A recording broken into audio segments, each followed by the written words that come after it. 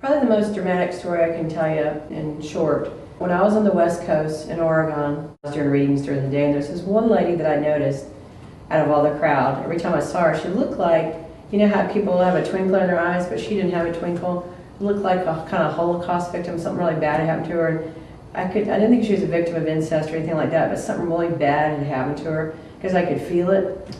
And the next day I had 6-hour sessions lined up. The first person that came in the door was, of course, this lady who I had no idea that signed up for an appointment. And right as I opened the door, my stomach starts tightening up. And I thought, oh God. I don't know what happened to her, but it was really bad because I could feel it. And I didn't want to scare her because she's a really nice lady. So she comes in, and I have her chart already done. And she has her questions written down on a piece of paper, and I just fold them up because I don't look at them because I'm going to go into trance. And so the minute I close my eyes and I get her to say her name and her birth date, it's kind of like a motion picture. It's like a tunnel begins to open up and you can see right here. Can't see anything here, but just right ahead. I started seeing a small hatchet, like you and I are chopping up kindling wood, and it's going really fast. And I told Spirit mentally to take it away. I don't like this. Please bring me something else to start her session off. And so a little boy appears and his name's David. And I said, David's here, and she starts crying. And I said, David has brown hair, and his hair sticks up. It looks kind of like alfalfa. He's got little brown eyes, little freckles on his face. He's a cute little kid. He's like 4 or 5, and he shows me his bedroom. In his bedroom, he has like a little yellow duck. And I said, he's got a bench that you and he made together, a special bench out of myrtle wood, which is indigenous to Oregon. I'm not here. But it's just the perfect size for him to sit out and look out the window. And out the window, there's a little garden that you and David planted with all his favorite little things in it. And then he's now climbed up a tree outside, and you can look through the kitchen window and you can see David.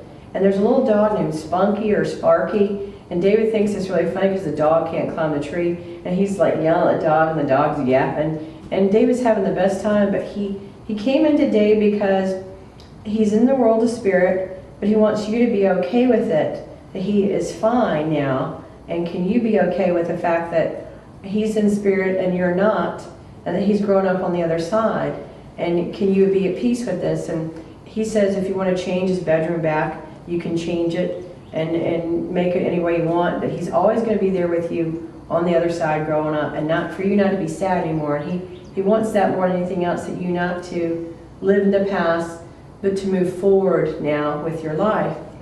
And when I came out of this altered state and started talking to her, she told me that 3 years ago, she got divorced from her husband, and David was like 5 years old. And she said that it was David's turn to go stay with his dad for the weekend, which is no big deal. But the dad had to go to a town meeting, and he got this babysitter, this 18-year-old guy, to come watch David. And when he was gone, the 18-year-old guy that came to watch David decided to be the first serial killer of Brookings, Oregon.